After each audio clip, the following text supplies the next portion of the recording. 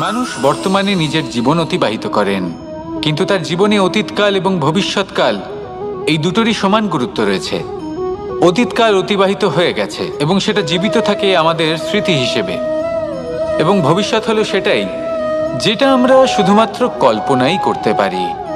এবার অতীতের কিছু স্মৃতি এমন থাকে যা আমাদের কাছে আনন্দময় হয় না, তা কটু হয়, দুঃখজনক হয়, যন্ত্রণাদায়ক হয়।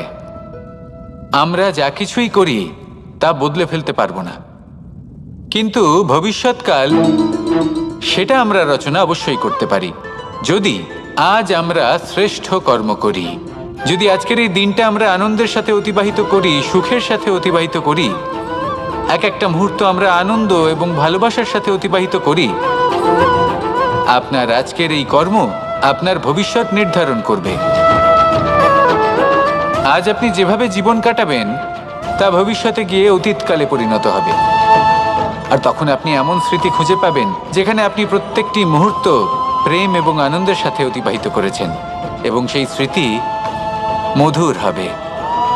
তাহলে আজ শ্রেষ্ঠ এবং উচিত কর্ম করুন। আপনি নিশ্চিত রূপে একটি উজ্জ্বল, শুদ্ধ, পবিত্র এবং আনন্দময় ভবিষ্যৎ লাভ করবেন।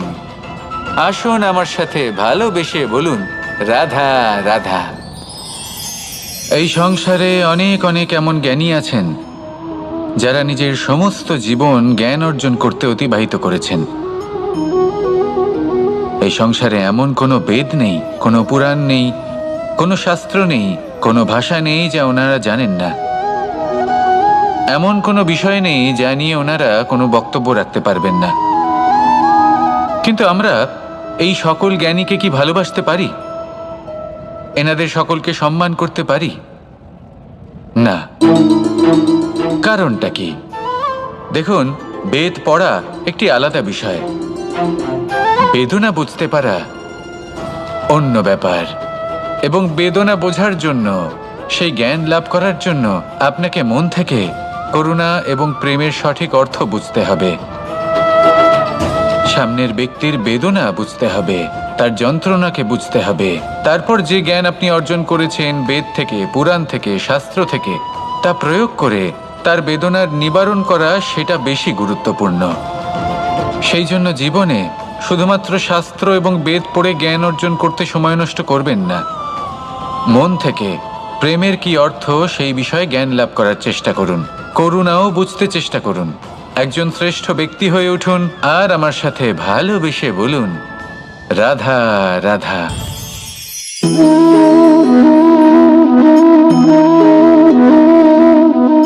জল এই সংসারের সমস্ত প্রধান তত্ত্বের মধ্যে একটি। এই জল যে কোনো জ্বালা দূর করে, আগুনকে নিভিয়ে দেওয়ার ক্ষমতা রাখে, অবিরল অবিচল ভাবে প্রবাহিত হতে পারে, একে কেউ বাধা দিতে পারে না। এর পথে বাধা সৃষ্টি করলে নিজের পথ নিজেই খুঁজে নেবে, বা সে নিজেই নিজের পথ বানিয়ে নেবে, কিন্তু কখনো থামবে না। এই জল হলো মহান, আর এর একটা মহান গুণ আছে, এর নিজস্ব কোনো রং নেই। কিন্তু যখন মেঘ থেকে বৃষ্টিরূপে পৃথিবীতে ঝরে পড়ে, তখন সমস্ত সংসারকে রঙিন করে তোলে।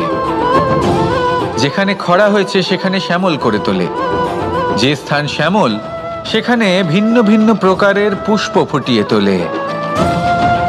এই জল, এই জলের মতন আমাদের হতে হবে। ওর যেমন কোনো রং নেই, আমাদেরও যেন কোনো অহংকার না থাকে। শুধু কর্মের এই ধারাতে বইতে থাকুন, এই সংসারের মঙ্গল করতে থাকুন, শ্রেষ্ঠ কর্ম করতে থাকুন। এই সংসারকে এটা বলার কোনো প্রয়োজন নেই যে আপনি কে। আপনি যদি কর্ম করতে থাকেন তাহলে এই সংসার নিজে থেকেই আপনার মূল্য জানতে পারবে, আর তখন এই মন প্রসন্ন হয়ে বলবে, রাধা রাধা।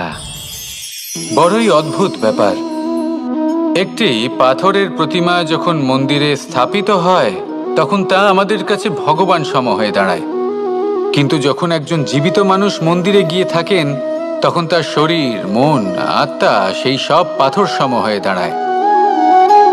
কিন্তু এমনটা আমি ঠিক কেন বললাম ভেবে দেখুন। মানুষ এটা চান যে কোনো পরিস্থিতি, যে কোনো স্থানেই তার বিজয় হোক, কিন্তু এখানে এসে সে পরাজিত হয়। এরকম ঠিক কেন হয়? সমস্ত খেলা হলো ভাবনা চিন্তার, বিচারধারার, দৃষ্টিভঙ্গির, উত্তরদায়িত্বের খেলা। পাষাণের এই প্রতিমা, তার একটি উত্তরদায়িত্ব আছে, আশা ধরে রাখার দায়িত্ব। সেই আশা জানিয়ে মানুষ মন্দিরে আসেন। তেমনি মানুষের একটি উত্তরদায়িত্ব আছে যেটা সে ভুলে যায়। আর সেই উত্তরদায়িত্ব হলো এটা, যে মন্দিরে যে ভগবানকে সে প্রসন্ন করতে যাচ্ছে তাকে সে তখনই খুঁজে পাবে যখন পূর্ণরূপে সে সমর্পিত থাকবে। যদি মনে সমর্পণের ভাব না থাকে তাহলে ভগবান কখনো প্রসন্ন হবেন না। নিজের উত্তরদায়িত্ব বোঝার বদলে মানুষ শুধু একটা অনুষ্ঠান পালন করেন। যেমন ফুলের একটা মালা অর্পণ করেন আর সেই কারণেই তিনি পরাজিত হন। আপনি ফুলের মালা অর্পণ করুন, প্রসাদ অর্পণ করুন, কিন্তু মনের মধ্যে পূর্ণ সমর্পণের ভাব থাকা প্রয়োজনীয়। তবেই আপনি মন্দিরে গিয়েও প্রাণবন্ত হয়ে থাকতে পারবেন, তবেই ঈশ্বরকে প্রসন্ন করতে পারবেন।